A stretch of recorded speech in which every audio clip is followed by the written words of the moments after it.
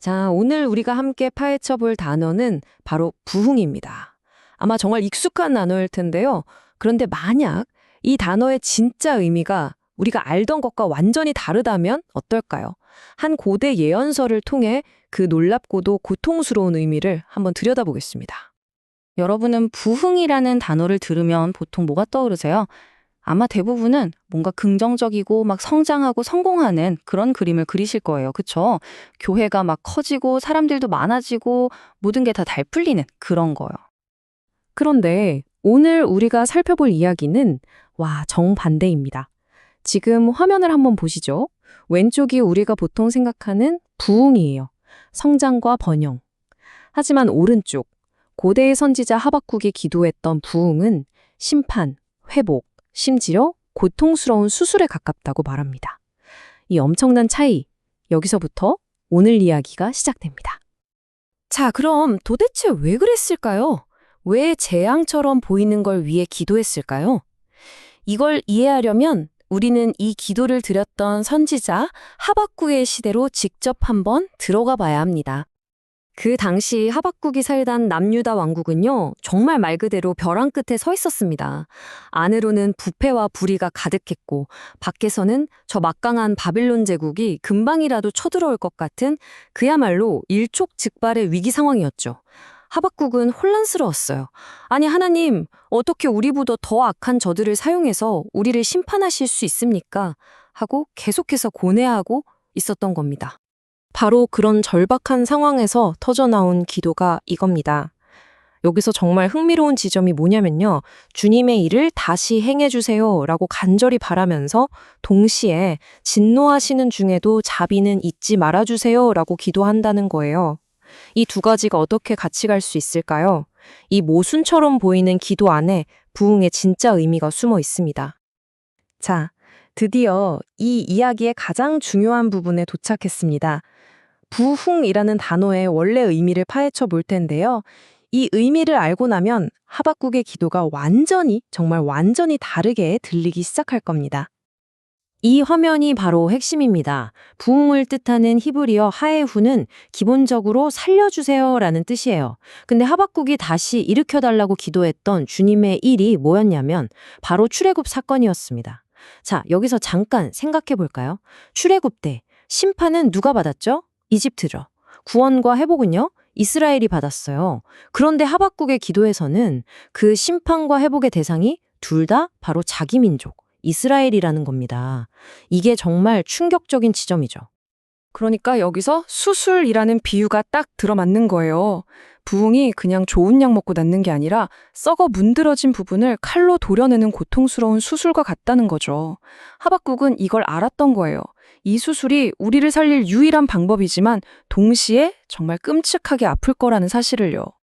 자신이 기도한 부흥의 실체를 깨달았을 때 하박국이 느낀 감정은 기쁨이 아니었습니다. 바로 공포였어요. 그는 이렇게 고백합니다. 그 말씀을 듣고 창자가 뒤틀리고 입술이 떨렸다. 뼈가 썩어 들어가는 것 같고 다리가 후들거렸다. 이게 바로 그가 마주한 부흥의 진짜 얼굴이었던 겁니다.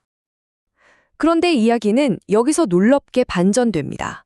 모든 것을 잃을지도 모른다는 그 극심한 공포 속에서 하박국은 오히려 가장 순수하고 흔들리지 않는 믿음의 본질을 발견하게 됩니다. 바로 이 고백입니다. 무화과 나무에 열매가 없고 포도나무에 열매가 없어도 우리의 양이 없고 외양간에 소가 없어도 나는 주님 안에서 즐거워하겠다. 나를 구원하신 하나님 안에서 기뻐하겠다. 와, 이건 정말 성공이나 번영 같은 세상의 어떤 조건에도 기대지 않는 신앙의 위대한 선언인 거죠. 모든 것이 사라진 잿더미 위에서도 오직 하나님 한 분만으로 기뻐하겠다는 겁니다. 자, 그럼 이 수천 년 전의 이야기가 지금 우리에게는 어떤 의미가 있을까요? 여기서부터는 이 하박국의 통찰이 오늘날 우리가 겪는 문제를 어떻게 비추고 있는지 살펴보겠습니다. 분석에 따르면 오늘날에도 하박국 시대와 근본적으로 똑같은 오해가 반복되고 있다고 합니다. 부흥을 단순히 교회가 커지고 영향력이 세지고 세상적으로 성공하는 것과 같은 의미로 보고 있다는 거죠. 그리고 이 자료는 오늘날 교회가 겪고 있다고 진단하는 문제점들을 아주 날카롭게 지적합니다. 신앙이 하나의 상품처럼 되어버린 상업화 현상, 또 정치적인 극단주의와 너무 깊이 얽혀버린 모습, 그리고 스스로 잘못을 고칠 힘, 그러니까 자정 능력을 잃어버리고 성공만을 좇는 번영신학이나 심지어 음모론 같은 것에 너무 쉽게 흔들리는 모습까지 정말 심각한 진단을 내리고 있어요. 그래서 저자는 이런 문제들이 교회를 코마 상태에 빠뜨렸다고까지 말합니다. 코마요. 그러니까 일반적인 방법으로는 스스로 깨어나거나 치유하기가 거의 불가능해 보이는 상태라는 아주 강력한 비유죠. 자, 그럼 어떻게 해야 할까요? 이 현대적인 진단을 다시 핫바국의 그 고통스러운 기도와 연결시켜 보겠습니다. 과연 치유를 위한 길은 어디에 있을까요? 이 불편하지만 피할 수 없는 논리를 한번 보시죠. 첫째, 문제가 있다. 교회는 깊이 병들었고 길을 잃었다. 둘째, 그래서 우리는 기도한다. 부흥시켜주세요. 하지만 그 속내는 더 큰 성공과 성장을 주세요라는 잘못된 기도일 때가 많다. 그래서 셋째, 선지자의 기도가 필요하다. 똑같이 부흥시켜주세요라고 하지만 그 진짜 의미는 제발 이 병든 부분을 도려내는 고통스러운 수술을 해주세요라는 기도인 거죠. 이게 무슨 뜻이겠어요?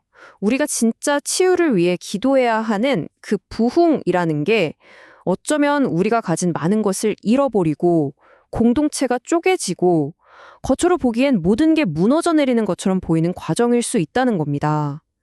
진정한 회복을 위해 치러야 할 대가가 정말 엄청난 거죠. 그래서 오늘 이야기의 핵심을 담은 이 마지막 질문을 여러분께 던지면서 마무리하려고 합니다. 만약 부흥이 우리가 기대하는 달콤한 성공이 아니라 우리를 살리기 위한 고통스럽지만 꼭 필요한 수술이라면 여러분은 그것을 위해 기도하시겠습니까?